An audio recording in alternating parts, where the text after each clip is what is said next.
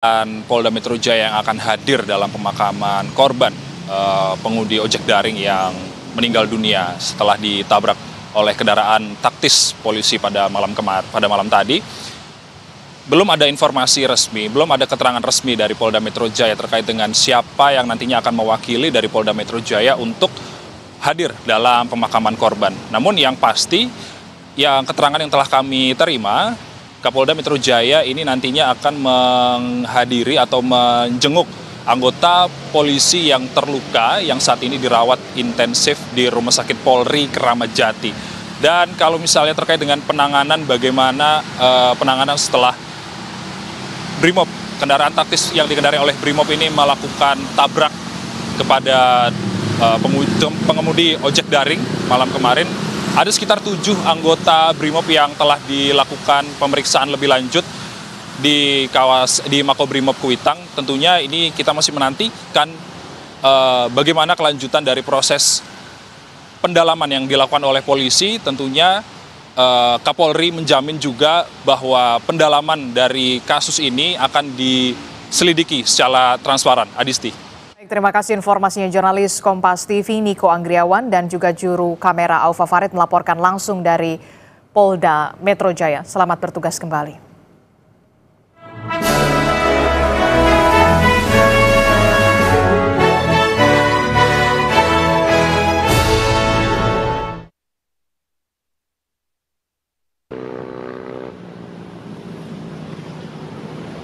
Mahkamah Agung menegaskan mantan Hakim Pengadilan Negeri Surabaya Itong Isnaini Hidayat tidak pernah diangkat kembali sebagai pegawai negeri sipil setelah dinyatakan bersalah dalam kasus tindak pidana korupsi.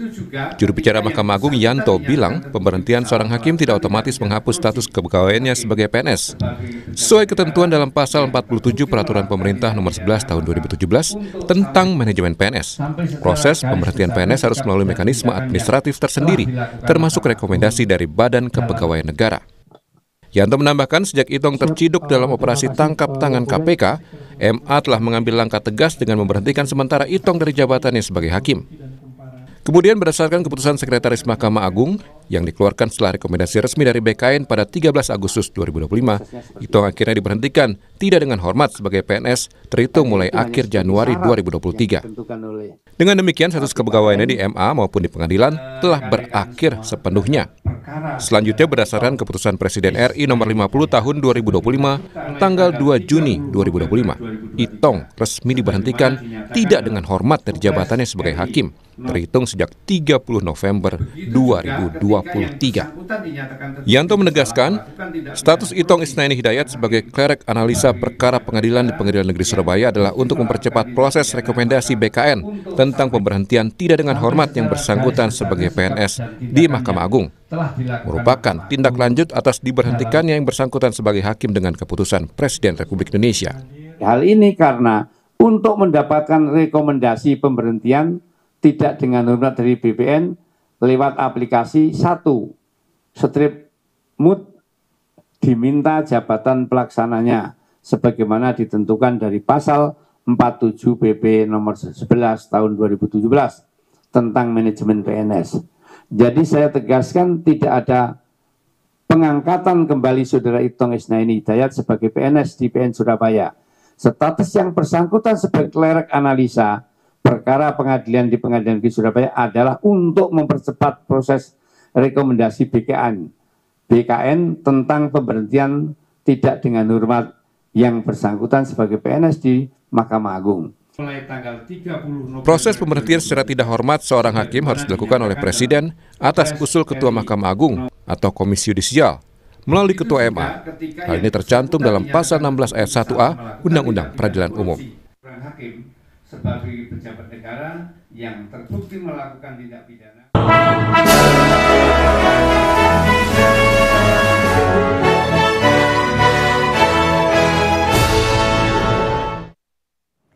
Saudara, rentetan demo pecah di berbagai daerah menolak gaji jumbo wakil rakyat. Mahasiswa, buruh hingga masyarakat umum turun ke jalan. Situasi ini menggambarkan kalau rakyat jengah dengan sikap pemerintah dan wakil rakyat yang tidak peduli dengan beratnya kehidupan sehari-hari masyarakat di tengah kondisi ekonomi yang tidak baik-baik saja. Kami akan mengulasnya situasi ini dalam segmen dialog di Sapa Indonesia Pagi hari ini bersama Bremana Tenaya.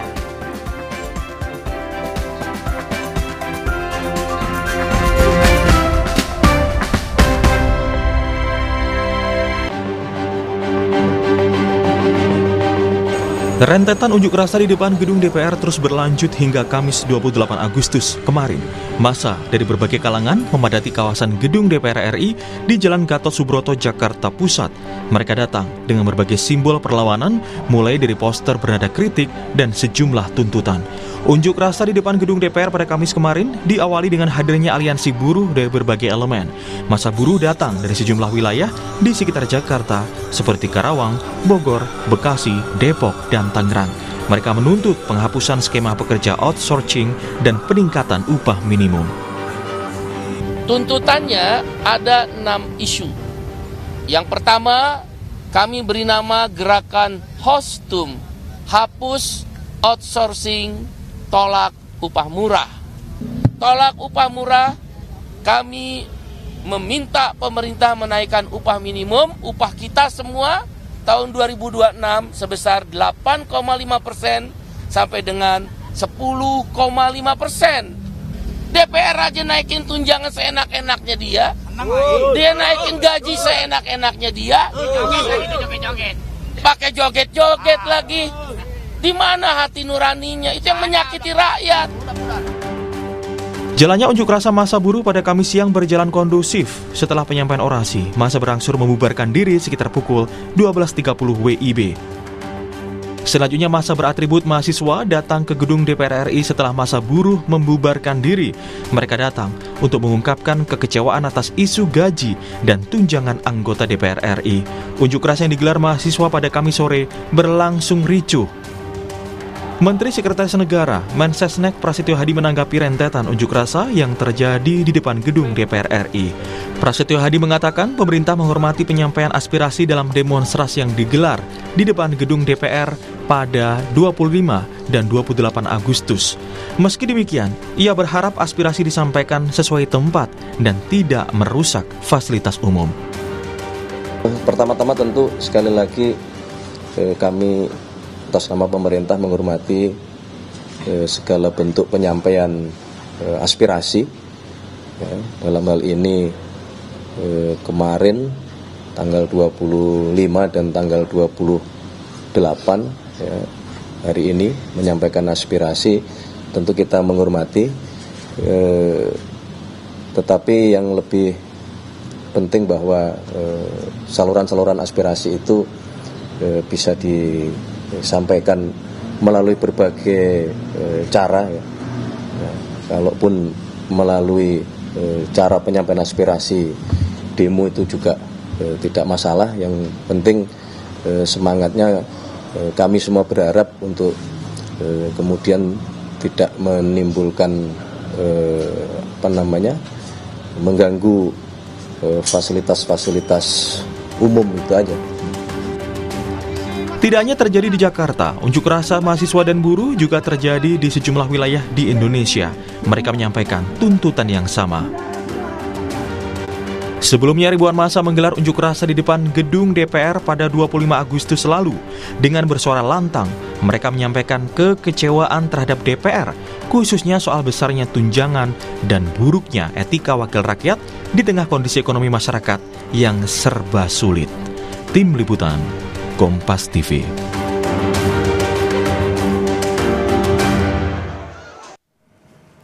Rentetan unjuk rasa di depan gedung DPR terus berlanjut hingga Kamis 28 Agustus kemarin.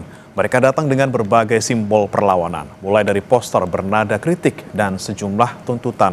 Lantas apa saja tuntutan mereka dan seperti apa respons dari DPR mengenai unjuk rasa yang terjadi pada 25 dan 28 Agustus kemarin? Kita sudah bergabung bersama sejumlah narasumber. Melalui sambungan daring ada Kang Oleh Soleh, anggota Komisi 1 DPR RI fraksi PKB, kemudian ada Direktur Eksekutif Trias Politika Mas Agung Baskoro. Dan nanti juga akan bergabung saudara di studio ada Wakil Ketua Umum Serikat Petani Indonesia sekaligus Ketua Majelis Nasional Partai Buruh Agus Ruli Ardiansyah, namun masih dalam perjalanan. Saya sementara ke Mas Agung dan juga Kang Oleh. Selamat pagi Mas Agung, Kang Oleh. Pagi Mas Bremana, Kang Oleh, semua pemirsa. Baik, saya ke Kang Oleh dulu. Kang Oleh, kita simak bersama-sama gejolak yang terjadi di masyarakat dari hari Senin kemarin sampai juga hari Kamis gitu ya. Ada demo besar-besaran di DPR, kemudian berakhir dengan ricuh, dan kita sangat menyayangkan, kita sangat berduka juga. Kita harus melihat ada 1 korban jiwa dari pengemudi ojek online kemarin, ada juga korban luka dari pihak polisi. Dari DPR bagaimana menyikapinya, Kang Oleh? Tentu atas nama pribadi ya, dan juga atas nama DPR menyampaikan belasungkawa terhadap korban yang berprofesi sebagai ojol, dan tentunya kepada para polisi yang terkena luka. Mudah-mudahan almarhum diterima iman Islamnya dan diberikan surga kelak di alam barzakh. Yang kedua tentu kami menghormati ya atas seluruh aspirasi dari elemen bangsa. Tidak hanya buruh yang saya lihat, tetapi hampir setiap elemen bangsa dan individu terus melakukan sebuah pengawasan, kemudian sebuah kritik terhadap berjalannya pemerintahan melalui media-media baik TV, koran, kemudian medsos, dan puncaknya mungkin di hari kemarin ya. Dan tentu ini sangat dilindungi oleh undang-undang dengan kebebasan pers yang sudah kita sepakati bersama. Dan hari ini alhamdulillah wa syukurillah Pak Presiden juga dalam berbagai forum menyampaikan bahwa siapapun yang menyampaikan kritik diperbolehkan sekalipun demo.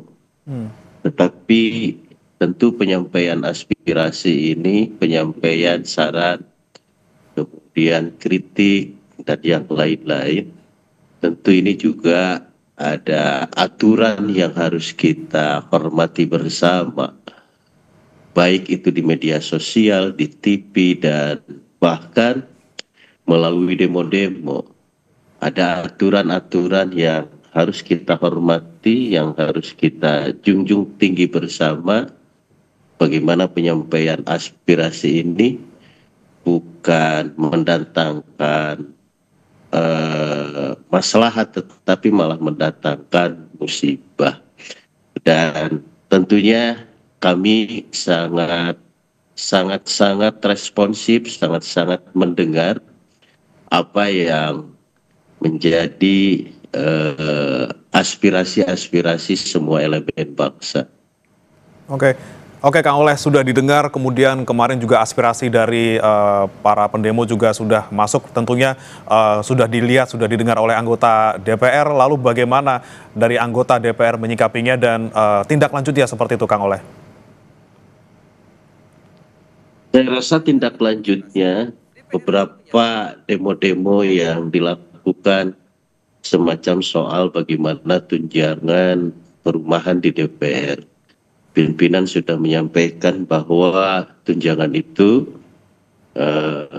akan ditiadakan ya, seperti itu.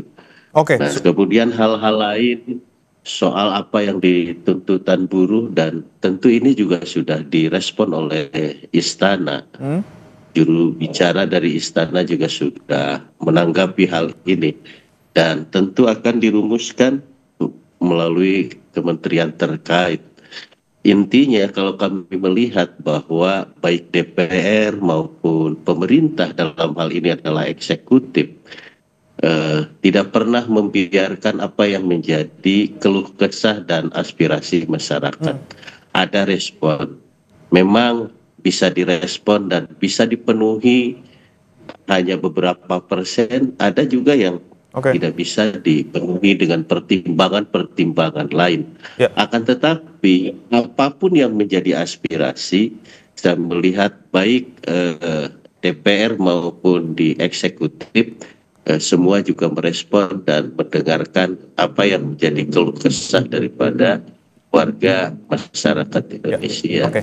Kang Oleh, saya pastikan kembali tadi Anda mengatakan tunjangan ditiadakan ini untuk bagian mana saja? Apakah termasuk juga tunjangan rumah yang 50 juta per bulan itu?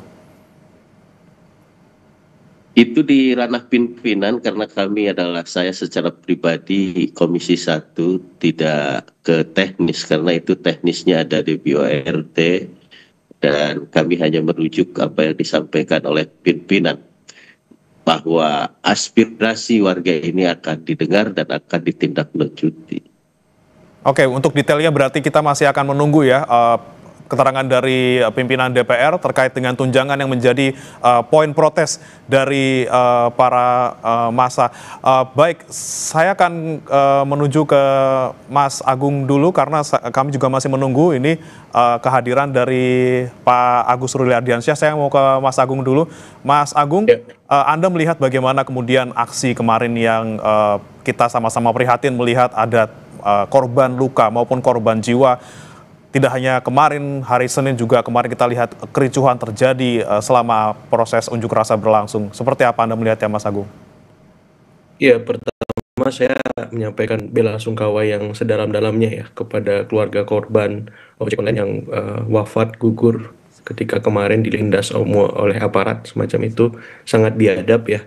Jadi saya kira ini akar muasalnya karena ada gap, ada kesenjangan ya antara apa aspirasi masyarakat dengan apa yang diperjuangkan oleh wakil-wakil rakyatnya. Gap inilah yang membuat ya akhirnya demo terus berlangsung dari waktu ke waktu. Yang kedua ada krisis legitimasi, Mas Bremana. Suka atau enggak mungkin rakyat turun ke jalan kalau legislatifnya jalan. Ya, ruah itu kan melelahkan, apalagi mereka ojek online begitu. Pasti mereka nggak kerja, pasti keluarganya berkurang seperti itu. Jadi dua hal itu yang saya kira membuat aksi demo ini akan terus berlanjut. Kalau wakil-wakil rakyatnya tuna atau tuli ya, tidak mendengarkan secara langsung, secara cepat untuk menindaklanjuti. Ini rakyatnya kan lagi kena kontraksi ekonomi yang dalam, gajinya berkurang banyak, bahan-bahan sembako fluktuatif harganya. Kok bisa-bisanya diam-diam dalam tanda petik tunjangan itu diberikan dan sudah berlangsung hampir 1 tahun. Itu kan menyakiti betul hati masyarakat. Sementara penghasilan mereka terus turun gitu. Sementara mereka terus mengalami ya kontraksi ekonomi yang dalam, saya kira. Sederhana ini kalau mau diredam ya, dibuka itu nota anggaran, dibatalkan ya, disesuaikan supaya apa? Supaya legitimasi politik anggota dewan wakil rakyat ini kembali pulih. Karena kalau ini dibiarkan tanpa ada gebrakan, terobosan yang spektakuler untuk mengatasi ini akan terus berlanjut seperti itu. Nah, ini belum kita bicara soal tuntutan teman-teman buruh ya. Alhamdulillah sudah direspon oleh Pak Presiden. Ada Dewan Kesejahteraan Buruh dan PHK semacam itu. Tapi saya kira ini perlu ditindaklanjuti secara konkret segera gitu. Maksud saya situasi sekarang lagi nggak kondusif. Jadi jangan main-main dengan aspirasi masyarakat. Ya sekecil apapun tuntutan mereka jangan disepelekan, jangan tunggu ada korban lagi lah. Seperti itu Mas sebagai Pak. Jangan sepelekan aspirasi dan juga bagaimana suara rakyat di sana. Saya akan menyapa dulu Pak Agus Ruli Ardiansyah yang sementara ini bergabung lewat Zoom nanti sebelum tiba ke studio. Selamat pagi Pak Agus. Selamat pagi. Ya, Pak Agus, kita tahu kemarin memang aksi dilakukan tidak hanya oleh buruh tapi juga oleh kalangan mahasiswa seperti itu dan juga kalangan masyarakat lainnya. Kemudian kemarin kan ada beberapa poin yang disampaikan oleh buruh juga. Tapi menanggapi Pak Agus kemarin aksi yang kemudian hingga menimbulkan korban baik luka maupun jiwa, seperti apa? Ya, tentu saya juga sama ya. Untuk mengucapkan bela sungkawa yang sedalam-dalamnya pada teman-teman yang kemarin melakukan aksi korban luka-luka, bahkan sampai ada yang meninggal ya. Dan di luar tuntutan yang disampaikan oleh serikat buruh dan partai buruh, itu sebenarnya ya simpel saja kalau mau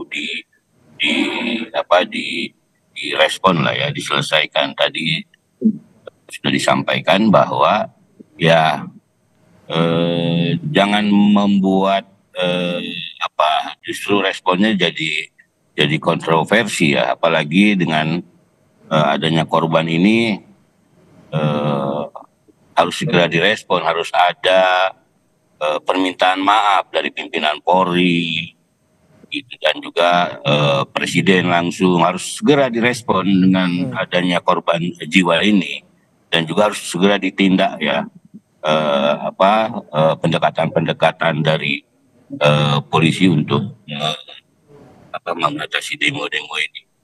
Yang kedua, artinya ya harus ditahanlah anggota DPR, jangan memberikan komentar-komentar yang justru membuat kontroversi. Jangan dibilang membubarkan DPR itu orang yang paling tolol sedunia gitu kan. Terus juga yang terakhir, pemberian bintang Mahaputra yang juga makin menyakiti hati rakyat, itu juga harus dievaluasi. Jangan juga satu sisi merespon, menyetujui tuntutan rakyat, tapi sikap-sikap yang lain justru, atau kebijakan-kebijakan yang lain justru kontroversi. Teman-teman buruh kan sudah memperingati Hari Buruh dengan Bapak Presiden kan 1 Mei. Nah, ini belum ada secara konkret tindak lanjutnya. Dewan Kesejahteraan Buruh, menghapus outsourcing, itu kan sudah disetujui. Gitu. Bahkan belum ada tindak lanjut ya, Pak Agus ya, terkait dengan apa yang disampaikan sebelumnya. Tapi yang menjadi pertanyaan kami juga, Pak Agus, kemarin kan memang yang menjadi ricuh kemarin malam itu adalah ketika ada suara terkait dengan memang tunjangan untuk anggota DPR yang fantastis seperti itu. Tapi apakah dari kaum buruh juga menyuarakan hal itu? Apakah stick pada 6 poin terkait dengan kesejahteraan buruh? Iya, karena kan setiap tahun kan memang ada pembahasan ya mengenai upah minimum buruh ya di setiap tahun di bulan September ini. Priorisasi jelas ya.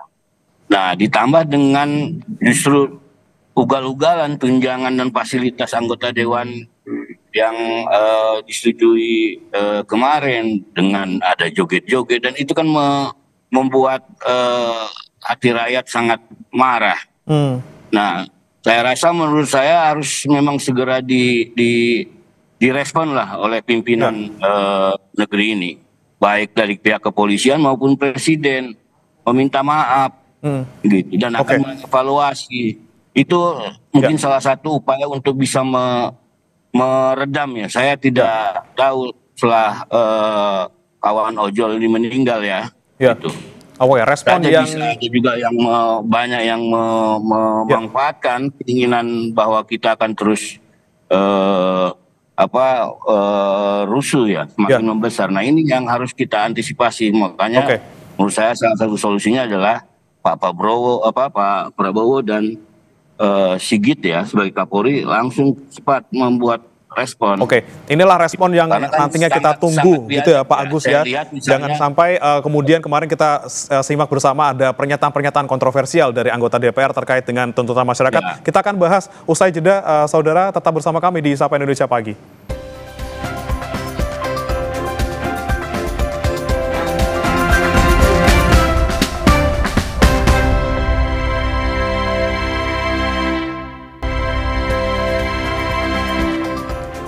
Kembali di Sapa Indonesia Pagi, saudara, kita masih membahas terkait dengan maraknya aksi yang kemarin terjadi di hari Senin dan juga hari Kamis. Masih bergabung bersama kami 3 narasumber. Saya mau ke Kang Oleh lagi. Kang Oleh, ini yang kemudian menjadi sorotan juga adalah bagaimana kemudian bentuk respons dari anggota Dewan gitu ya. Kita kemarin sempat dibuat agak geram gitu loh, Kang Oleh, ketika dijawab oleh anggota DPR ketika soal tunjangan rumah, hitung-hitungannya salah tuh 3 kali berapa sama dengan berapa. Kemudian kita juga ada sempat mendengar kata-kata kurang pantas dari salah satu anggota DPR yang mengatakan kurang pintar tapi dalam bahasa yang kasar gitu ketika menuntut membubarkan DPR. Kemudian ada yang ngeluh macet ketika dia harus ke DPR tapi pakainya mobil mewah. Ada juga yang joget-joget parodi sound horeg. Seperti apa nih Kang Oleh kemudian dari DPR menyikapi banyak ya respons dari anggota DPR yang sekiranya tidak pantas dikeluarkan ketika kondisi seperti ini?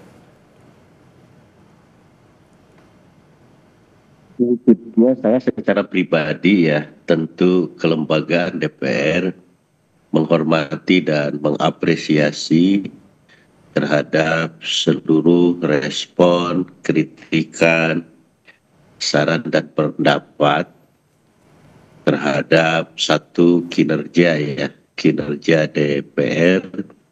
Yang kedua termasuk pola komunikasi daripada anggota DPR.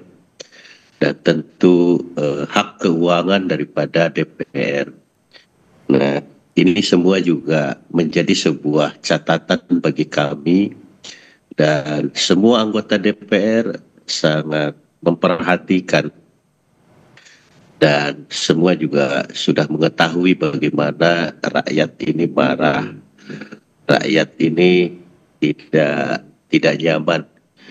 Nah, namun demikian tentu ini akan menjadi evaluasi bagi DPR dan pimpinan juga sudah merespon dan insya Allah Ta'ala ke depan akan ada sebuah perbaikan dan tentunya kami akan bersama-sama masyarakat untuk bagaimana agar apa yang menjadi aspirasi warga ini betul-betul bisa diselesaikan dan bahkan dikabulkan. Persoalan-persoalan yang menjadi sebuah kegaduhan ya insya Allah akan menjadi sebuah evaluasi komprehensif dan mudah-mudahan ke depan tidak bisa terulang kembali. Oke, baik, menjadi evaluasi dari DPR. Kemudian saya ke Mas Agung. Mas Agung, Anda melihat bagaimana kemudian komunikasi yang dilakukan oleh beberapa anggota DPR yang kemudian membuat masyarakat cukup tersulut gitu ya emosinya dengan respon-respon yang tidak sepantasnya kemarin sebelum terjadi demo. Anda melihatnya seperti apa harusnya komunikasi politik yang dilakukan oleh DPR kepada masyarakat dan bagaimana seharusnya mereka merespon apa saja menjadi tuntutan masyarakat saat ini?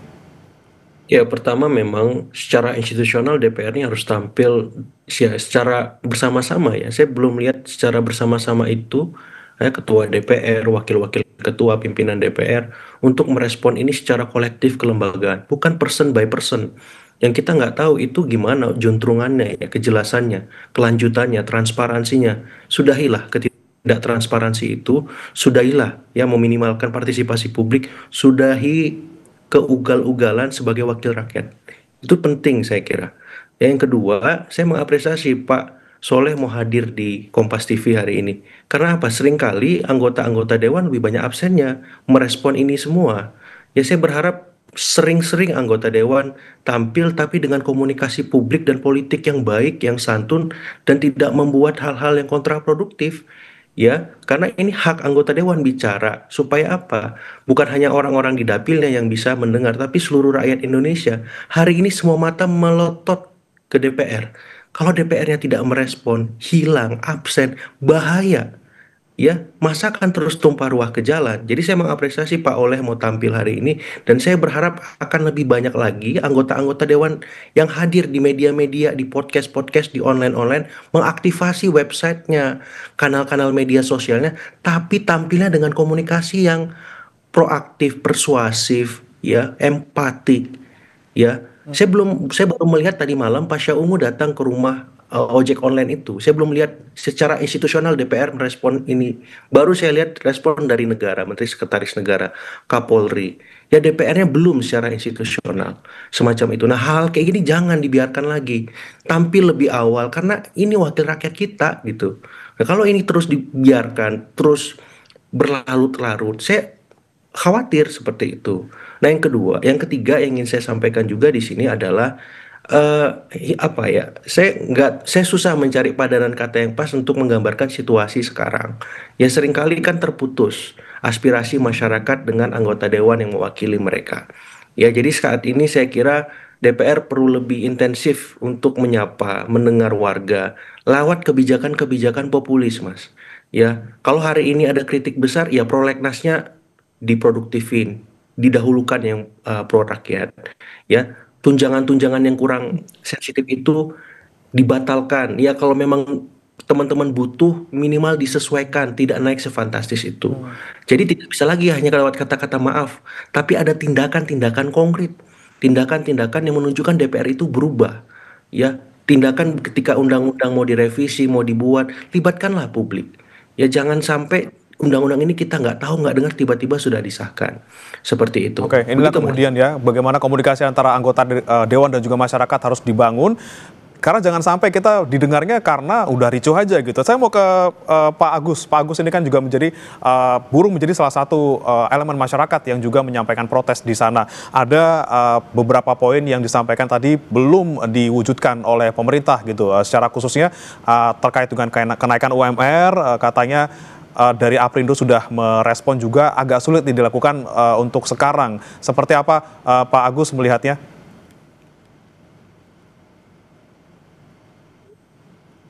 Pak Agus? Masih di mute Pak Agus suaranya? Oke. Ya. Sekarang ya. Yes, silakan. Ya. Pak Agus sudah Pak. Ya. Mengenai beberapa tuntutan kami ya, teman-teman buruh yang tergabung dalam aliansi dan saya sendiri dari Serikat Petani tergabung di dalam koalisi itu dan tergabung di dalam Partai Buruh. Memang kita mau menagih janji ya, yang setelah disampaikan dan disetujui oleh Presiden langsung pada peringatan 1 Mei ya, Hari Buruh Internasional mengenai outsourcing. Nah ini kan juga harus segera dikonkretkan, menghapuskan outsourcing. Nah teman-teman ojol ini kan lebih parah dari outsourcing dia, gitu. Dia justru mitra semakin nggak jelas, gitu kan, ya kontrak kerjanya. Gitu. Nah ini harus segera dikonkretkan, termasuk juga mengenai kenaikan upah, karena teman-teman buruh punya hitung-hitungan ya. Tahun lalu itu sudah disetujui 6,5 itu kenaikannya, karena ada hitung-hitungan dari inflasi, pertumbuhan dan juga indeks tertentu. Nah, sekarang tuntutan teman-teman buruh 8,5 sampai 10 karena juga ya persoalan inflasi dan pertumbuhan itu menjadi juga hitung-hitungan dengan tentunya pakai data pemerintah. Teman-teman buruh juga menghitung sehingga keluar angka 8,5 ya. Okay. Ya kalau sulit justru karena memang ya kondisinya sedang sulit yang harus dibongkar sama-sama. Masa anggota dewan dengan gampang cepat sambil joget-joget bisa gitu disetujui. Teman-teman buruh yang lain, miskin kota, ojol itu harus segera direspon, harus segera dikonkretkan kebijakannya. Ini yang kemudian menjadi ironi Pak Agus, yang dimana DPR dengan penghasilan yang luar biasa pajaknya dibayarin, kemudian tunjangan rumah dikasih gitu ya, untuk menaikkan UMR masyarakat yang masih di angka yang sangat jauh gitu. Kalau kata kemarin salah satu diaspora, bahkan kesenjangannya sampai 34 kali lipat antara gaji masyarakat dengan anggota DPR. Ini tentunya menjadi concern juga Pak Kang Oleh, maksud saya Kang Oleh, saya mau ke Anda nih. Ada kesenjangan yang luar biasa antara masyarakat dan juga anggota dewan terkait dengan penghasilan, kemudian terkait dengan kondisi ekonomi mereka. Kemudian bagaimana kemudian DPR meresponnya lagi? Sekali lagi Kang Oleh, kami ingin memastikan bagaimana kemudian ke depannya DPR bisa menekan protes yang berlangsung di masyarakat, apalagi terkait dengan kesenjangan penghasilan yang sedang terjadi saat ini, terutama tunjangan perumahan sampai 50 juta rupiah.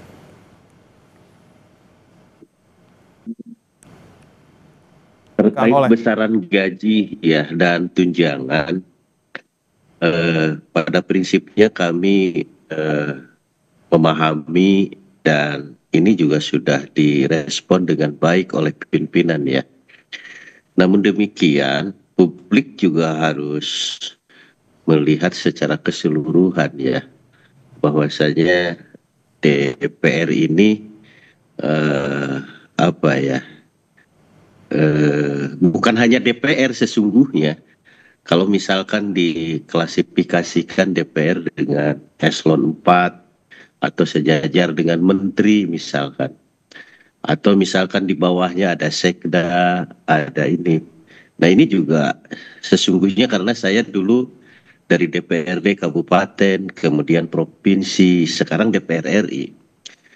Nah ini hanya sebagai autokritik saja dari pribadi ya, dari pribadi. Sesungguhnya ya wajar-wajar saja dan menghormati atas apa yang disampaikan oleh masyarakat. Namun demikian tentu juga kami harus memandang bahwa soal besaran ini tidak bisa diukur dengan satu pihak, tetapi memang harus dilihat daripada apa yang menjadi tugas dan pokok daripada masing-masing daripada pemerintahan itu sendiri, legislatif, yudikatif, eksekutif kan itu. Dan tentunya ini juga melalui tidak serta-merta sesungguhnya ada sebuah perhitungan-perhitungan sebagaimana yang disampaikan oleh buruh tadi itu sama. Namun demikian kami menghormati dan mengapresiasi, dan ini juga menjadi keprihatinan kami dan tentunya kami secara pribadi. Dan kita sudah melihat respon dari pimpinan. Nah oleh sebab itu mari kita ke depan bagaimana agar aspirasi buruh, bagaimana agar harga-harga yang mahal, kemudian pengangguran, ini yang harus cepat diselesaikan oleh eksekutif dan tentunya harus didukung oleh DPR secara 100%. Oke, baik. Kemudian saya ke Mas Agung. Mas Agung, Anda melihatnya ke depannya seperti apa? Ini kemudian dengan adanya respons dari sejumlah pihak, tapi kita belum lihat secara resmi institusional dari DPR gitu ya terkait dengan yang terjadi beberapa hari terakhir ini, seperti apa ke depannya. Kemudian apa yang harusnya dilakukan oleh DPR nih? Masyarakat apakah harus ricuh dulu sebelum akhirnya pendapat mereka ataupun tuntutan mereka didengarkan oleh DPR? Ya, saya melihat memang sense of crisis-nya belum muncul ya Mas ya. Masih melihat persoalan tunjangan, kemudian tuntutan buruh ini masih sebatas prosedur saja gitu. Direspon, tapi respon-respon yang sifatnya ya tadi parsial ya, lebih banyak personalnya, individu per individu anggota dewan, tapi belum ada ya kelembagaan secara resmi dari DPR. Merespon krisis, sense of crisis ini masyarakat sudah teriak gitu. Kebutuhan di mana-mana naik gitu. Nah ini gimana wakil-wakil rakyatnya bisa memahami itu? Contoh sederhana saja. Saya berapa kali sering ke rumah jabatan DPR di Kalibata. Banyak yang bagus kok. Ya tidak perlu misalkan kalau mau progresif nih keputusan yang diambil. Tidak perlu semua dikasih tunjangan. Kalau rumah masih bagus ya sudah ditempati daripada kosong gitu. Artinya apa? Artinya disesuaikan saja gitu. Mana rumah yang bagus di data. Ya mana yang nggak bagus, diperbaiki, direnovasi, dihitung. Jangan-jangan biayanya lebih murah, gitu. Karena saya Mas Preman, Pak Oleh, saya berapa kali main ke teman-teman dewan, Pak, main ke rumah ngobrol santai di situ diskusi, ya masih banyak yang bagus kok. Renov nggak sebesar itu biayanya, semacam itu. Tinggal disesuaikan. Artinya apa? Ini kan contoh DPR itu bisa progresif dengan aspirasi masyarakat, lebih peka gitu. Jadi rumah yang bagus ada berapa, yang rusak ada berapa, yang memang perlu dikasih tunjangan berapa. Jangan dipukul rata semua dalam kondisi krisis kayak gini. Kepekaan itu yang hilang dari DPR sementara saya lihat. Nah itu satu contoh. Yang kedua mau lebih progresif lagi batalkan. Ya, jadi publik melihat ada niat baik, itikat positif dari DPR untuk berubah. Tapi kalau sebatas lip service, sebatas omong doang, ya dan kebijakannya tidak transparan, gimana publik bisa percaya? Gimana legitimasi politik itu bisa baik lagi? Saya nggak rela juga DPR itu citranya minor terus. Tapi ayo dong anggota DPR berubah dan berbenah gitu. Jangan seperti ini gitu. Supaya apa? Masyarakat juga mendukung. Saya pribadi akan mendukung habis-habisan kalau DPR-nya benar-benar mau berubah. Tapi kalau kayak gini posisinya, saya orang pertama juga yang akan terus mengingatkan, mengkritik DPR habis-habisan. Karena saya nggak rela DPR itu jadi bahan olok-olokan, bulian. Saya nggak rela gitu. Tapi kalau DPR kayak gini memang pantas kok mendapatkan itu karena nggak mau berubah sesungguhnya seutuhnya seperti itu. DPR harus berubah, jangan sampai menjadi olok-olokan dalam tanda kutip oleh masyarakat. Kemudian terakhir ini saya mau ke Pak Agus lagi. Pak Agus, kemudian jika memang beberapa poin yang disampaikan oleh buruh ini belum dipenuhi oleh pemerintah, apakah nanti ada rencana akan membuat aksi susulan seperti itu? Pak Agus. Pak Agus? Ya, silakan Pak Agus. Ya. Ya, jadi apa tadi? Maaf pertanyaannya. Kalau misalnya belum ada respon ataupun belum memuaskan apa yang menjadi tuntutan dari buruh, apakah akan ada aksi susulan? Ya, kalau mengenai tuntutan teman-teman buruh, saya rasa mudah-mudahan Pak Prabowo merespon dan mengajak bicara, menghitung persoalan upah, terutama upah ya. Dan tahun kemarin sudah dilakukan ya. Dengan naik menjadi 6,5 gitu. Dan mudah-mudahan artinya ini juga direspon ya dengan mengajak bicara teman-teman buruh mengenai upah. Kalau misalnya ini ya kita akan turun lagi, mendesak, menghitung benar bagaimana supaya buruh ini layak dan kesejahteraan kehidupan kebutuhan hidup layaknya dihitung benar ya, berdasarkan hitungan yang benar apa yang ada ya dari data pemerintah, baik inflasi, pertumbuhan ekonomi maupun juga. Dan kita akan turun kembali gitu, dan di beberapa daerah juga sudah kita instruksikan untuk tetap terus mendorong, karena di bulan September ini harus segera diputuskan ya. Inilah yang menjadi kemudian perhatian kita bersama. Seks of Crisis dari DPR juga harus bisa melihat bagaimana kondisi masyarakat saat ini, banyak sekali gejolak yang terjadi, bagaimana kemudian bisa membangun komunikasi publik dan juga politik yang baik tentunya ke masyarakat untuk meredam gejolak ini tentunya, dan kedepannya juga bisa membuat kebijakan yang juga tidak membuat sakit hati dalam tanda kutip masyarakat Indonesia. Terima kasih Pak Agus Ruli Ardiansyah, Wakil Ketua Umum Serikat Petani Indonesia, kemudian Mas Agung Baskoro, Direktur Eksekutif Trias Politika, kemudian Kang Oleh Soleh, anggota Komisi 1 DPR RI telah bergabung bersama kami di Sapa Indonesia Pagi. Selamat pagi. Pagi semua. Assalamualaikum. Saudara, jangan beranjak, kami akan kembali dengan informasi lainnya. Sejak ditetapkan sebagai tersangka korupsi tata kelola minyak mentah dan produksi kilang PT Pertamina dan juga tindak pidana pencucian uang, keberadaan pengusaha Riza Khalid bak hilang ditelan bumi. Kejagung telah memasukkannya ke dalam daftar pencarian orang alias DPO. Lalu kenapa Riza Khalid belum juga ditemukan? Kami akan hadirkan pembahasannya usai jeda berikut.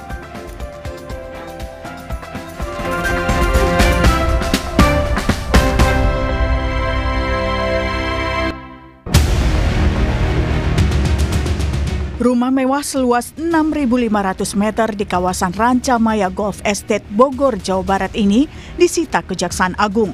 Penyitaan terkait kasus dugaan tindak pidana pencucian uang atau TPPU dari hasil sarana kejahatan perkara kasus dugaan korupsi tata kelola minyak mentah dengan tersangka Muhammad Riza Khalid. Rumah mewah ini memiliki 3 sertifikat tanah atas nama sebuah perusahaan. Namun, sumber uangnya berasal dari Riza Khalid. Penggeledahan dilakukan sejak pagi hingga malam hari.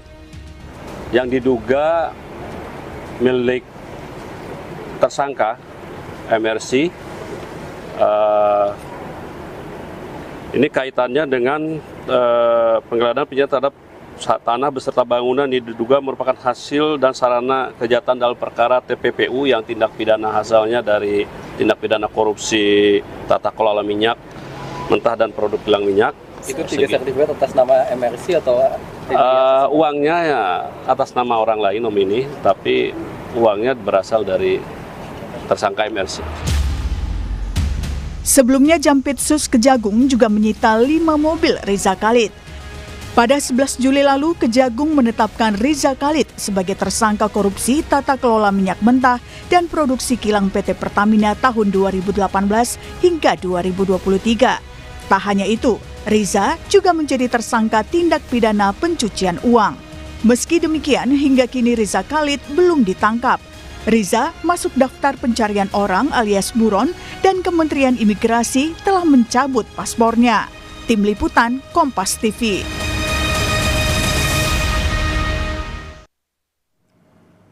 Kita bahas lebih lanjut soal pengejaran buron korupsi tata kelola minyak mentah Pertamina dan TPPU. Riza Khalid bersama dengan Kepala Pusat Penerangan Hukum Kejaksaan Agung, Anang Supriyatna. Selamat pagi, Assalamualaikum Pak Anang. Selamat pagi, waalaikumsalam warahmatullahi wabarakatuh, ya Mbak. Ya, Pak Anang, ini kan kita tahu terakhir Kejagung sudah menyita rumah yang diduga milik Riza Khalid di wilayah Rancamaya, Bogor, Jawa Barat. Tapi ini katanya sertifikatnya bukan atas nama Riza Khalid, atas nama perusahaan. Apakah ini bisa jadi bukti adanya TPPU atau seperti apa, Pak Anang? Betul, Mbak. Pihak penyidik Kejaksaan Agung, maksudnya dari Gedung Bundar, telah melakukan penyitaan terhadap beberapa aset, di mana salah satunya yaitu sebuah tanah dan bangunan di daerah Rancamaya yang memang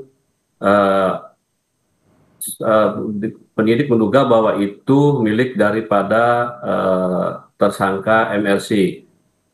Memang dalam hal ini tentunya namanya TPPU kan tidak atas nama sendiri, biasa diatasnamakan pihak lain. Namun demikian penyidik meyakini dengan bukti-bukti yang ada bahwa sumber dana itu berasal dari tersangka MRC. Demikian. Oke, selain penyitaan juga apakah di sana juga ada proses penggeledahan di salah satu rumah di Rancamaya, Bogor ini? Disebut-sebut juga banyak fasilitas mewah ya, Pak Anang, ada spa dan juga beberapa fasilitas mewah lainnya. Benarkah demikian, Pak Anang? Benar, penyidik melakukan penggeledahan dan penyitaan terhadap terhadap tanah dan bangunan. Memang di dalamnya cukup mewah lah. Bagaimana dilihat di tayangan itu, ya baik itu ada fasilitas kolam renang dan sarana yang cukup lengkap. Kurang lebih luasnya itu hampir 6.500, di mana terdiri dari 3 sertifikat. Oke, jadi ada fasilitas mewah juga yang kemudian untuk melengkapi rumah di situ, begitu ya fasilitasnya. Nah, jadi sudah selain rumah mewah di kawasan Rancamaya, Kejaksaan Agung sendiri sudah menyita aset milik Riza Khalid yang berhasil disita Kejagung, apalagi Pak Anang?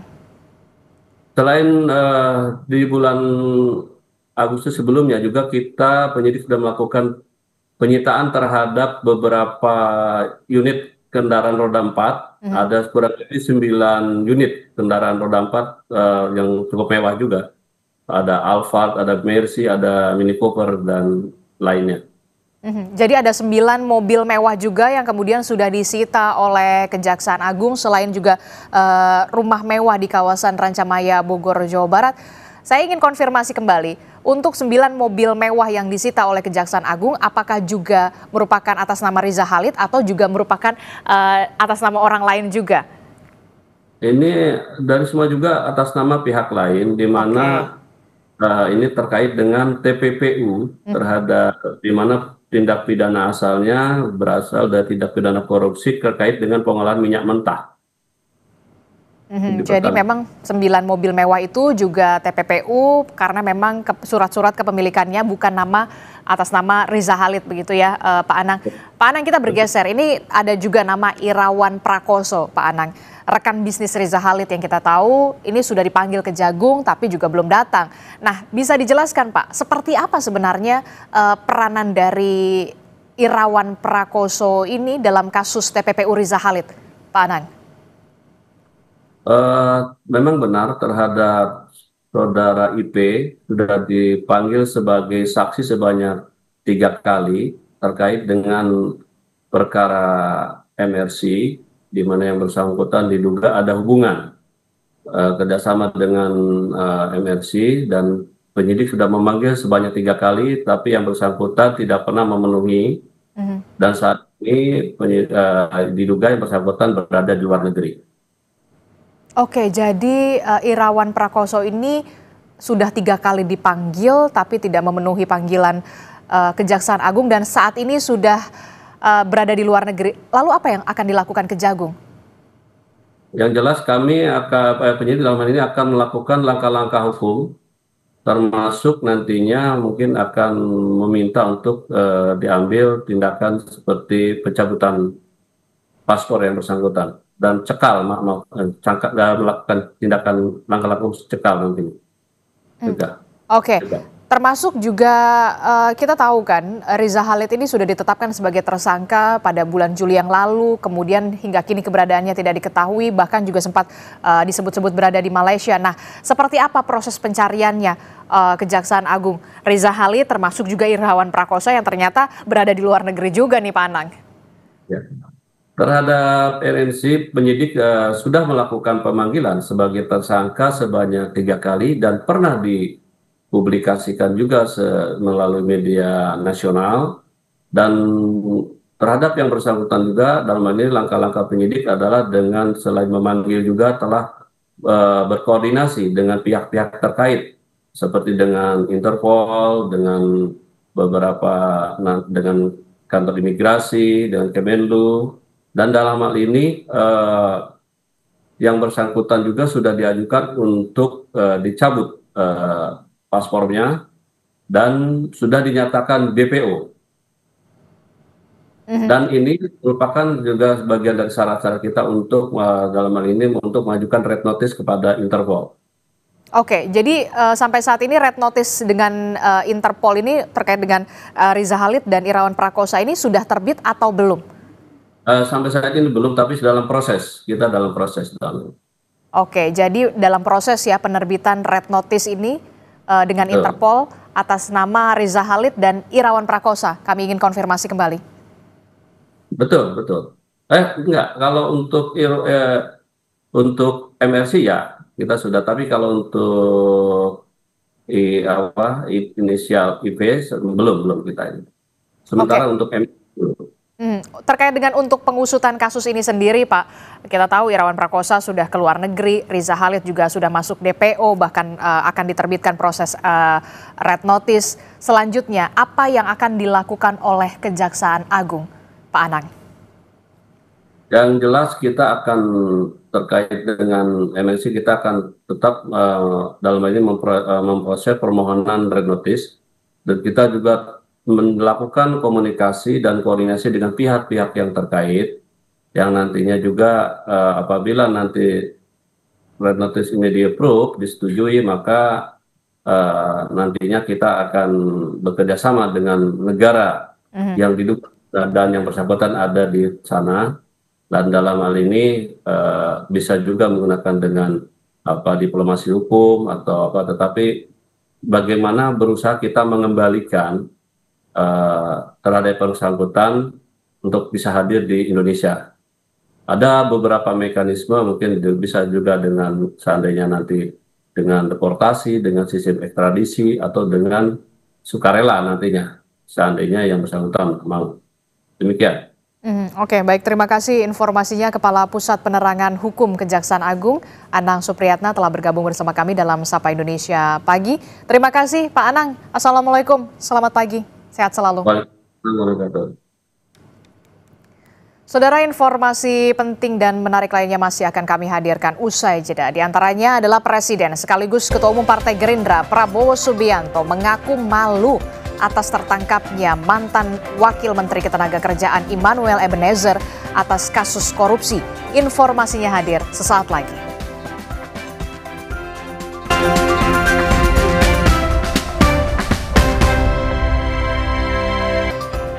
Terima kasih Anda masih bersama kami dalam Sapa Indonesia Pagi. Saudara, Presiden sekaligus Ketua Umum Partai Gerindra Prabowo Subianto mengaku malu atas tertangkapnya mantan Wakil Menteri Ketenagakerjaan Immanuel Ebenezer. Prabowo bilang Noel hanya anggota Partai Gerindra, belum berstatus sebagai kader. Prabowo mengingat lagi pidatonya di MPR RI 15 Agustus yang lalu yang bilang akan menindak kader partainya yang melanggar. Tak lama kemudian, Noel ditangkap KPK atas dugaan pemerasan pengurusan sertifikasi K3 di Kementerian Tenaga Kerja.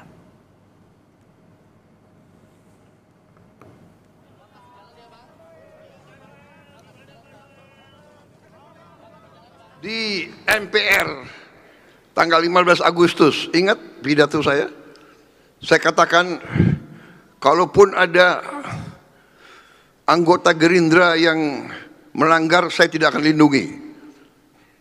Beberapa hari kemudian ada anggota Gerindra, tapi dia anggota, dia belum kader. Kalau kader itu ikut pendidikan. Yang tadi itu, Otoman itu dia harus belajar itu. Aduh, dia nggak keburu ikut kaderisasi. Tapi tetap saya agak malu saya. Ratusan siswa di Kabupaten Lebong, Bengkulu mengalami keracunan usai menyantap sajian makan bergizi gratis, saudara. Siswa mengeluh mual dan juga pusing hingga akhirnya dibawa ke rumah sakit. Dengan didampingi pihak sekolah dan orang tua, siswa secara bergantian dibawa ke rumah sakit usai menyantap sajian makan bergizi gratis. Dari data Dinas Kesehatan Kabupaten Lebong, setidaknya ada 273 siswa yang keracunan, terdiri pelajar TK, SD, hingga SMP. Mereka mendapatkan penanganan medis di rumah sakit hingga puskesmas. Untuk saat ini, pasien yang datang, yang sudah terdata, berjumlah 273 anak.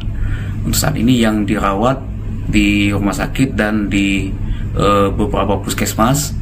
Kemudian untuk kasus ini juga terjadi di beberapa sekolah dari TK, beberapa TK, SD, dan SMP. Kapolda Bengkulu Irjen Mardiono mengunjungi langsung korban keracunan makanan yang dirawat di RSUD Lebong. Kata Kapolda, dari jumlah korban yang dirawat, hampir setengahnya telah pulih. Selain mengunjungi korban, Kapolda juga ingin memastikan tim investigasi bekerja optimal, menyelidiki di lapangan. Kalau nanti sudah, dan alhamdulillah kita lihat 50% sudah kembali. Setelah itu nanti sambil jalan akan kita lihat investigasi mulai dari dapur, kemudian dari penyalurannya nanti itu sendiri. Jadi kita tidak bisa menyimpulkan karena hasil dari BP POM sendiri belum keluar. Ya, nanti. Penyelenggara sendiri sudah yang dipanggil atau seperti apa? Kebetulan dari Polres sudah meminta keterangan, namun hasilnya belum bisa kita dapatkan. Hingga Kamis sore, Polres Lebong mencatat jumlah korban keracunan makanan usai menyantap makan bergizi gratis mencapai 456 orang. 111 korban jalani rawat inap di rumah sakit dan puskesmas, 328 korban rawat jalan, dan 9 korban rawat mandiri. Tim Liputan Kompas TV, Bengkulu.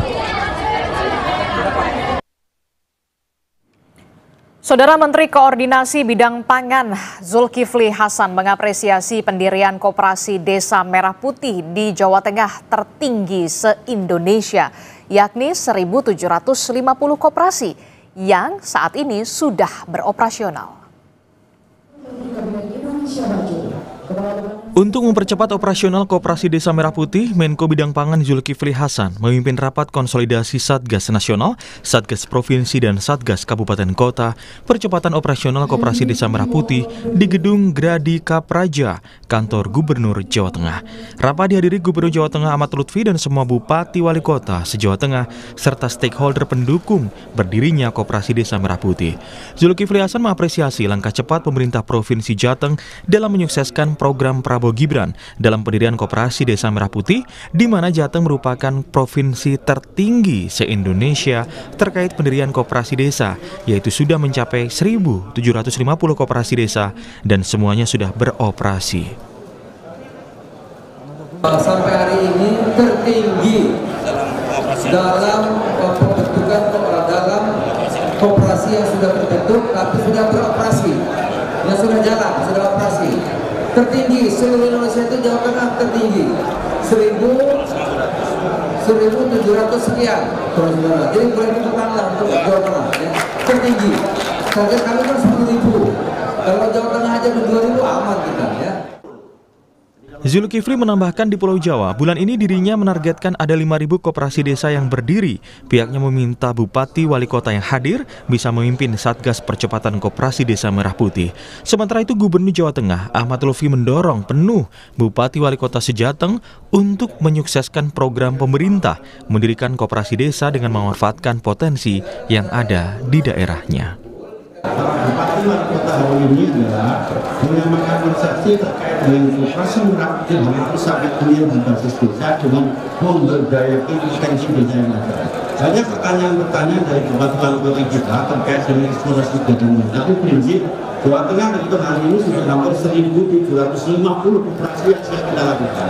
Dan nanti akan bertahap berlanjut sampai semuanya dalam hal. Ahmad Lutfi menambahkan dari 8.523 koperasi desa atau kelurahan Merah Putih sudah berbadan hukum, 1.750 diantaranya sudah operasional dengan dilengkapi gerai. Pihaknya optimis koperasi desa atau kelurahan yang beroperasi akan segera bertambah secara bertahap. Rapat konsolidasi Satgas Percepatan Koperasi Desa Merah Putih juga dihadiri Menteri Koperasi Budi Aristiadi, Wamendagri Bima Arya Sugiarto, serta pejabat tinggi di lingkungan Provinsi Jawa Tengah. Senot Puji, Kompas TV, Semarang, Jawa Tengah. Saudara, MMA Global Indonesia menggelar Eksekutif Dialogues 2025. Forum ini diadakan untuk membahas perkembangan dunia marketing di tengah tantangan permasalahan ekonomi global saat ini. MMA Global Indonesia menggelar Eksekutif Dialogues 2025 yang digelar di Jakarta Selasa siang, 26 Agustus 2025. Forum ini menjadi wadah para pemimpin industri untuk membahas perkembangan dunia marketing di tengah tantangan ekonomi yang semakin dinamis. MMA Global Indonesia menggelar Eksekutif Dialogues 2025 memberikan prioritas bagi era baru dalam dunia marketing dan periklanan yang berakar pada akuntabilitas, hasil bisnis, hingga penciptaan nilai perusahaan. Dalam forum ini, Santi Tolani, Country Head and Board Director of MMA Global Indonesia, memaparkan bagaimana organisasi memberdayakan para anggotanya dan keseluruhan industri dalam memimpin transformasi, meningkatkan nilai organisasi, dan mendorong marketing yang benar-benar penting di Indonesia. Actually, Executive Dialogues ini benar-benar it's a closed event, ya. It's a roundtable event for industry leaders dari pihak brand, dari agency, telco, ad network, solution providers, tapi very specific to the industry leaders, the CEO, CMO, President, Directors, to come together supaya kami bisa berdiskusi di Indonesia tuh di bidang advertising, marketing itu challenges-nya apa aja sih, seperti apa collaborations-nya harus kita lebih, we have to tighten the collaborations, what are the common challenges, how do we build on Indonesia's digital economy, hal-hal apa yang pressing concerns because of so many global situations affecting businesses, affecting taxes, exports, imports. If you're looking at seluruhan ya, kalau brand yang udah di Indonesia lama, Indonesian companies yang sangat-sangat global juga. Jadi MMA Global Indonesia berharap hasil diskusi ini dapat menjadi acuan praktis bagi pelaku industri untuk memperkuat strategi pemasaran sekaligus mendorong pertumbuhan ekonomi digital nasional. Tim Liputan Kompas TV. Saudara, Lembaga Penjamin Simpanan atau LPS merekam tabungan masyarakat dengan nominal di bawah 100 juta rupiah pada 2025 tumbuh melambat ke 4,76% secara tahunan. Sebaliknya, simpanan dengan nominal 5 miliar rupiah justru tumbuh paling tinggi sampai 9,45%. Apa artinya? Kompas Bisnis akan mengulasnya bersama Renata Panggalo.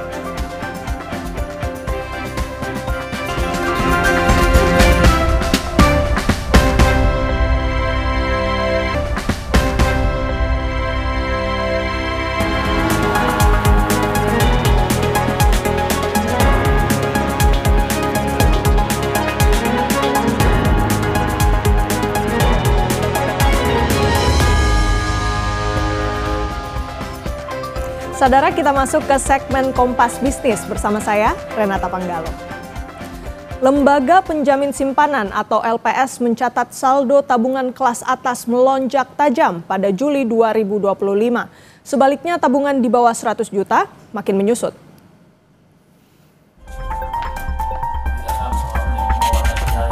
Lembaga Penjamin Simpanan atau LPS mencatat saldo tabungan kelas atas melonjak tajam pada Juli 2025. Kenaikan ini jauh melampaui pertumbuhan tabungan kelompok kelas menengah hingga bawah. Dalam rekening yang melihat 5 miliar ini, mungkin mereka masih tunggu ekspansi, nggak mengumpulkan uangnya ke perbankan. Jadi ini indikasi bahwa mereka masih mengumpulkan uangnya di sana untuk siap-siap ekspansi nanti. Belum ekspansi penuh, tapi nggak lama lagi kalau kalian membaik, mungkin mereka akan mulai ekspansi bisnisnya lagi. Untuk di bawah 100 juta itu, yang di bawah 100 juta sebagian amat dipengaruhi oleh PLT dari pemerintah ya. Kalau pemerintah mengeluarkan BLT lebih banyak, usia tunggunya lebih banyak. Tapi begini, itu hanya sebagian. Tapi kalau ekonominya bergerak lebih cepat, terima nanti PAN, saya katakan sebelumnya, harusnya di bawah 100 juta juga akan tumbuh di atas 5% nanti, mungkin mendekati normal 6% juga. Tapi mungkin sementara tidak di atas yang 5 miliar tadi. Berdasarkan data distribusi simpanan LPS, saldo tabungan dengan dana di atas 5 miliar rupiah mencapai 5.112,71 triliun rupiah pada Juli 2025.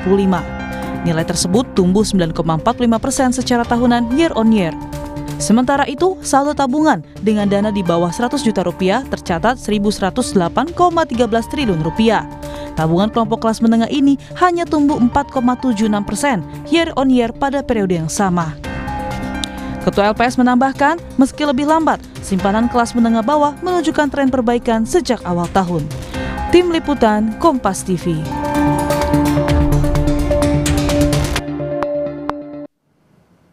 Dan saudara, apa arti data yang dirilis LPS? Kompas Bisnis tanya Kepala Ekonom Bank Permata Joshua Pardede. Selamat pagi Mas Joshua. Selamat pagi Renata. Selamat pagi Mas Joshua. Pertanyaan pertama nih Mas Joshua, langsung saja.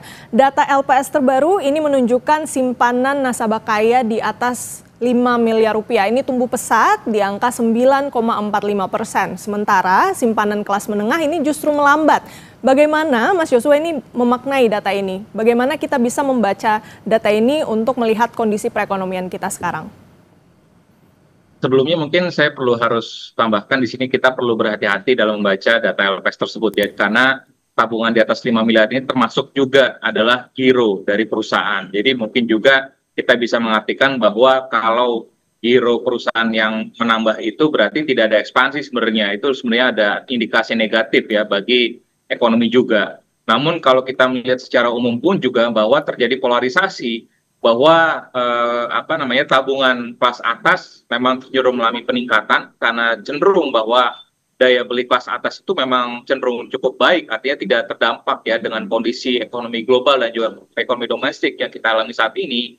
Namun tentunya kelas menengah ke bawah ataupun masyarakat berpenghasilan rendah ini tentunya merasakan hal yang cukup signifikan dengan adanya pelemahan ekonomi domestik, dengan adanya PHK di berbagai industri manufaktur, dengan adanya dampak dari kebijakan Trump misalkan di industri padat karya, ini tentunya memberikan dengan adanya juga peningkatan penyerapan tenaga kerja lebih banyak di sektor informal, tentu daya beli masyarakat cenderung menurun sehingga ada kecenderungan fenomena makan tabungan itu terjadi sehingga tergeruslah tabungan masyarakat berpenghasilan rendah, sehingga yang kita lihat pada data LPS di mana pertumbuhan untuk tabungan di bawah 100 juta misalkan lebih rendah dibandingkan tabungan di atas 5 miliar. Sehingga ini tetap mengindikasikan bahwa kualitas perekonomian kita dari hari ke hari belum begitu menggembirakan. Artinya tadi terjadi polarisasi antara masyarakat berpenghasilan tinggi dengan masyarakat berpenghasilan rendah. Sehingga ini kembali lagi perlu adanya inklusivitas perekonomian ke depannya. Oke, terjadi polarisasi yang dimana kualitas perekonomian kita belum juga menggembirakan, tabungan kelas atas meningkat, mereka juga daya belinya baik-baik saja, sementara untuk kelas bawah mereka harus bertahan dengan makan tabungan. Pertanyaan kedua, Mas Joshua, ini juga menarik karena sebenarnya LPS turut mencatat data tabungan kelas menengah ke bawah ini yang di bawah 100 juta sebenarnya cukup fluktuatif sejak April hingga Juli 2025. Kalau kita lihat datanya dari April hingga Juli ini terendah di bulan Mei 3,75 dan tertinggi di Juni 4,89%. Sebenarnya kalau dari BPS melihat LPS maksud kami ini ada tanda-tanda perbaikan meskipun saldo tabungannya ini bisa dibilang tumbuh lambat dan ada jurang kekayaan ya yang makin melebar begitu. Mas Joshua setuju nggak dengan LPS ini atau bagaimana Anda melihatnya? Ya, kembali lagi kalau kita lihat sebenarnya tabungan di atas 100 juta ini memang masih menjadi kelompok tabungan tiering tabungan yang tumbuhannya relatif lebih rendah dibandingkan tiering yang lebih tingginya lagi gitu ya. Selalu ini trennya kalau kita lihat dalam tren jangka panjang, bukan hanya dalam 3 bulan terakhir ini saja, ini terus menunjukkan pertumbuhan yang lebih lambat.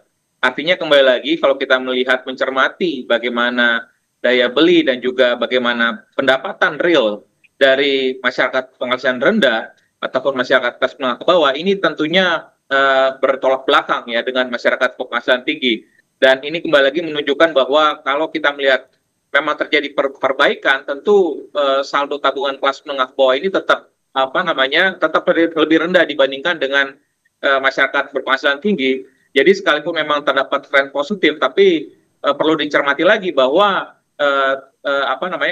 meskipun memang pertumbuhan ekonomi kita di kuartal kedua yang dilaporkan oleh BPS pertumbuhan 5%, tapi kembali lagi ini bertolak belakang sekali lagi dengan pertumbuhan tabungan masyarakat menengah ke bawah yang terus mengalami penurunan, ataupun kita bisa katakan bahwa terjadi penurunan daya beli kelas menengah ke bawah, yang artinya kembali lagi perlu ada follow up dari pemerintah ya, intervensi kebijakan lebih lanjut lagi dari pemerintah supaya perekonomian kita, kebijakan pemerintah bisa lebih inklusif lagi, ataupun perlu dievaluasi lagi program-program kebijakan yang sudah dilakukan sebelumnya agar bisa lebih tepat sasaran lagi.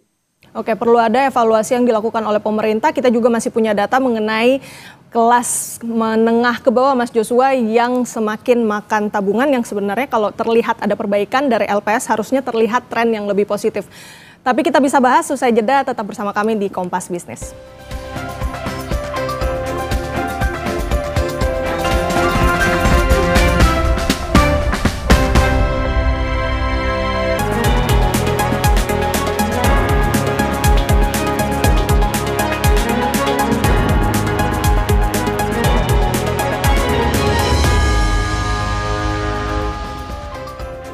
Saudara, Anda masih menyaksikan segmen Kompas Bisnis bersama saya Renata Panggalo. Kita lanjutkan dialog kita bersama dengan Mas Joshua Pardede, Kepala Ekonom Bank Permata. Kita sudah membicarakan bagaimana fenomena tabungan di atas 5 miliar ini makin gemuk dan sementara kelas bawah ini semakin mantap alias makan tabungan.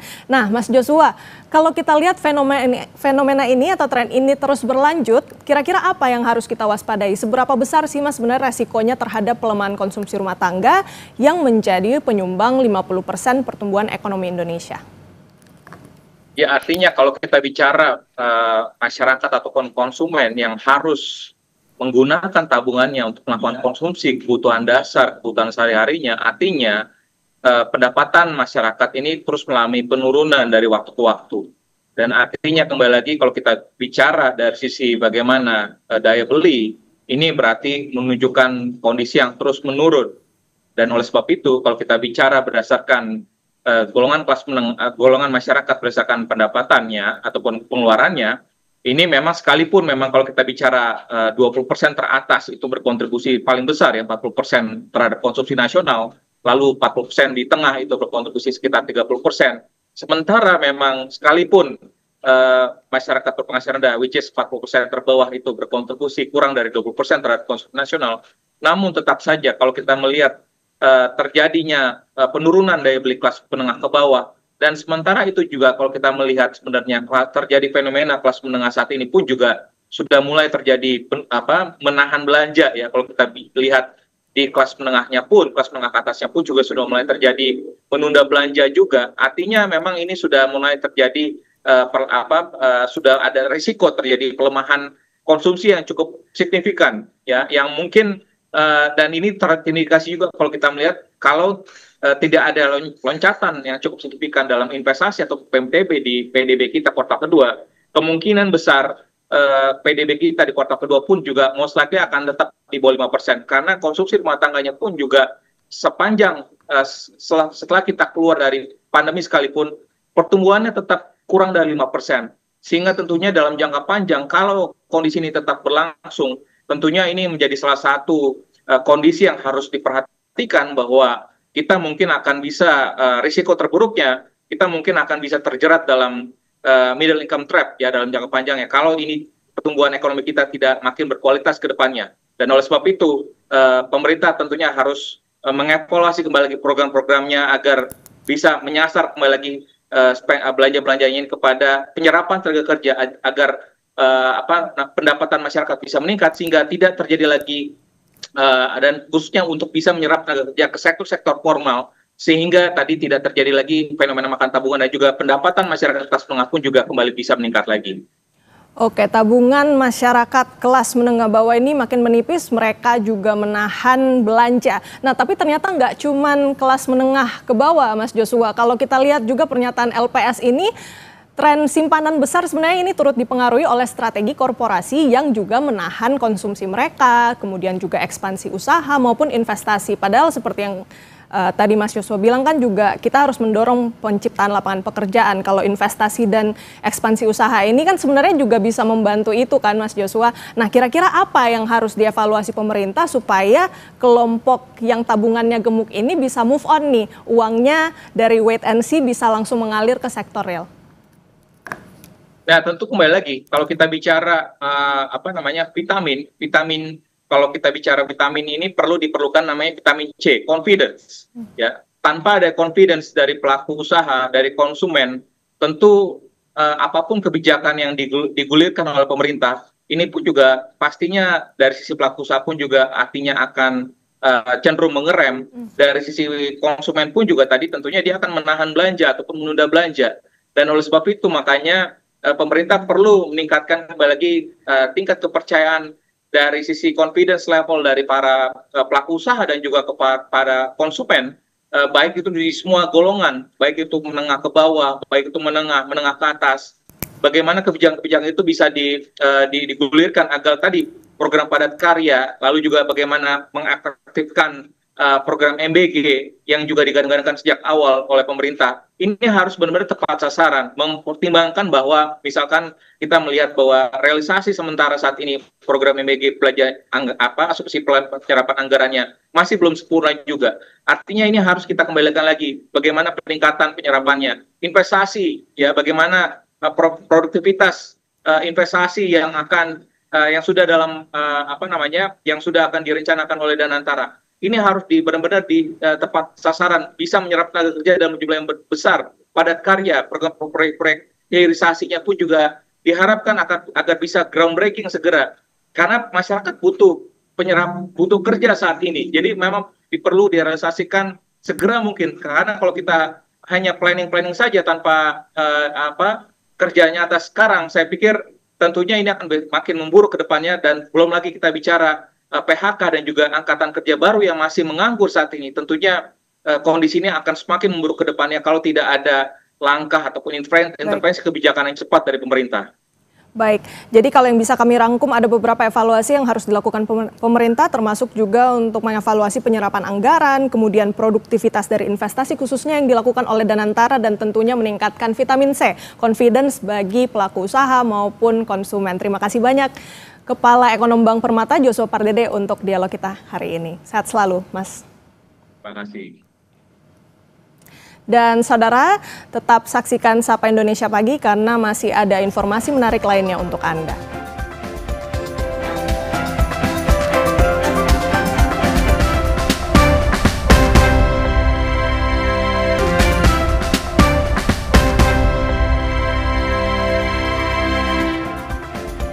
Kembali di Sapa Indonesia Pagi, Saudara, kejadian luar biasa atau KLB penyakit campak di Sumeneb, Madura, Jawa Timur terus meluas, bahkan korban meninggal juga bertambah. Menteri Kesehatan Budi Gunadi Sadikin menyebut hingga akhir Agustus ini sudah ada 20 anak meninggal dunia akibat campak. Menteri Kesehatan Budi Gunadi Sadikin meninjau pelaksanaan vaksinasi campak di TK PAUD Korota Ayun, Desa Marangandaya, Sumeneb, Jawa Timur, Kamis siang. Dalam kunjungan tersebut, Menkes menyebut peningkatan kematian anak akibat campak tidak lepas dari maraknya hoaks tentang vaksinasi. Menkes menegaskan hoaks yang menyesatkan membuat sebagian masyarakat takut untuk mengimunisasi anak. Menkes bilang seharusnya tidak ada satupun anak meninggal karena campak, mengingat vaksin sudah tersedia. Data Dinas Kesehatan P2KB Sumeneb pada 29 Agustus mencatat 2.268 kasus campak dengan 20 anak meninggal dunia. Sekarang kan banyak berita-berita hoaks mengenai jangan imunisasi, jangan vaksinasi, nanti dimasukkan ini, dimasukkan itu. Teman-teman, itu sangat berbahaya dan jahat. Ya, kenapa? Karena kita lihat sampai meninggal 20 anak. Hanya gara-gara masyarakat terus diteror dengan berita-berita bahwa imunisasi itu tidak ada manfaatnya atau buruk manfaatnya. Justru orang yang ngomong gitu yang menyebabkan 20 anak-anak sampai meninggal. Untuk menekan penyebaran, pemerintah daerah menggelar imunisasi massal dengan target hampir 74.000 anak di daratan dan kepulauan.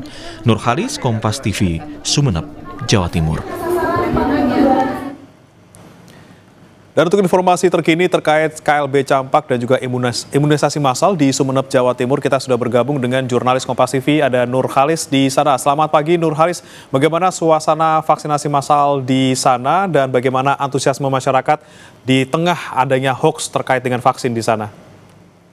Ya, terima kasih Brimana dan juga saudara, dapat kami informasikan saat ini saya berada di TK Negeri Pembina, tempat di mana sekitar 60 anak sedang melakukan vaksinasi. Di sekolah ini ada sekitar 90 anak dan memang sebagian diantaranya masih belum berkenan untuk dilakukan vaksinasi dengan berbagai alasan. Namun demikian, dari pantauan kami di lapangan cukup antusias sekali mereka melakukan vaksinasi meskipun memang terpantau ada 1-2 anak yang sempat berupaya menolak, namun setelah dilakukan pendekatan persuasif disyukuri mereka berkenan untuk kemudian melakukan vaksinasi. Memang vaksinasi di hari kelima ini masih difokuskan di sejumlah lembaga tingkat PAUD, RA, TK, dan juga kelas 1 SD. Dan di sekolah ini merupakan lembaga kelima yang dilakukan vaksinasi oleh Puskesmas Tamolokan. Dan kemudian juga disampaikan oleh kepala sekolah menyatakan memang ada sejumlah siswa yang masih belum diperkenankan vaksinasi, namun demikian sosialisasi terus dilakukan. Berikut wawancara kami terkait dengan upaya sosialisasi dari sekolah yang akan disampaikan oleh kepala sekolah Ibu Solati. Langsung dari Dinas Kesehatan menyampaikan kalau campak itu memang sangat berbahaya.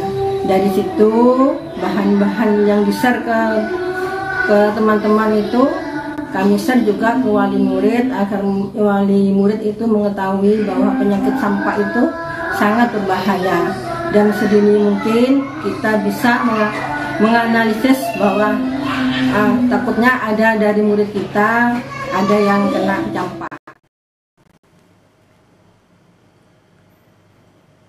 Dapat kami informasikan juga saudara bahwa memang data per hari kemarin atau 4 hari pelaksanaan vaksinasi campak secara massal sudah terdata sekitar 19.000 anak yang dilakukan vaksinasi. Itu tersebar baik di daratan maupun kepulauan dan rencananya sesuai target ada sekitar 73.000 lebih anak yang akan divaksin. Kembali ke studio. Baik, terima kasih Nurhalis melaporkan langsung dari Sumeneb, Jawa Timur. Selamat bertugas kembali. Keinformasi lainnya, saudara, jenazah pengemudi ojek online Afan Kurniawan yang menjadi korban tabrakan mobil taktis Brimob saat demo Kamis malam akan dimakamkan Jumat pagi ini di TPU Karet Bifak. Suasana rumah duka korban yang ditabrak mobil taktis Brimob dipenuhi warga dan juga rekan ojol yang melayat. Jenazah sedang dimakamkan di rumah duka di kawasan Menteng, Jakarta Pusat. Menurut rencana, jenazah akan dimakamkan pada pukul 10 pagi di TPU Karet Bifak.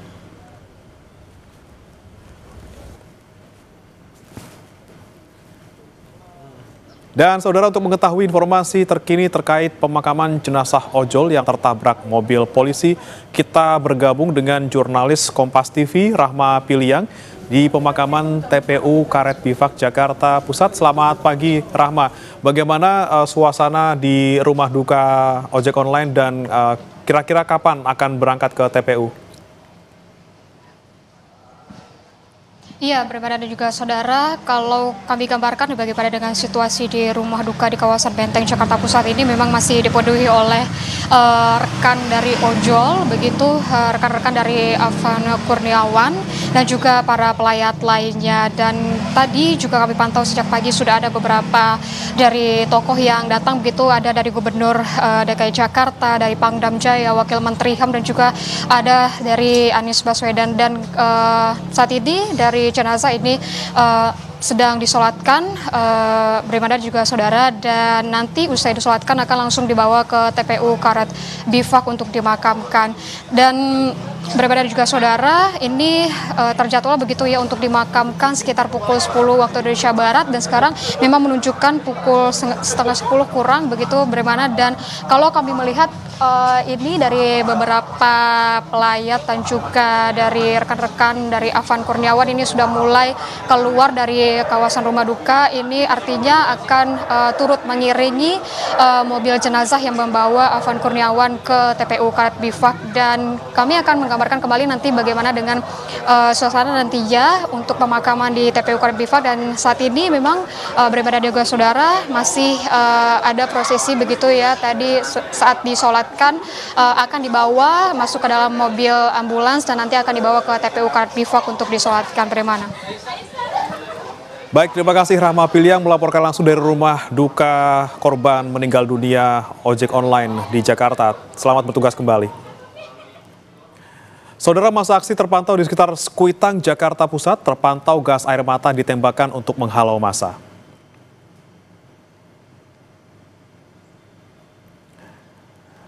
Ya, saudara, kami akan hadirkan informasinya usai jeda berikut. Tetap bersama kami di Sapa Indonesia Pagi.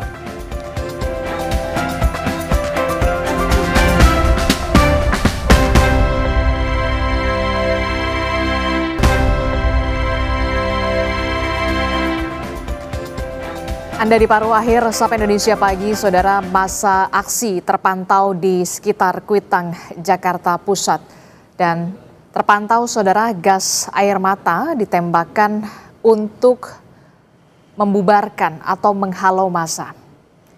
Kerumunan massa berada di dekat markas Brimob Polda Metro Jaya, tepatnya di kawasan Kuitang, Jakarta. Lalu lintas dari arah Salemba juga tersendat karena akses menuju Kuitang hingga saat ini saudara tidak bisa dilalui.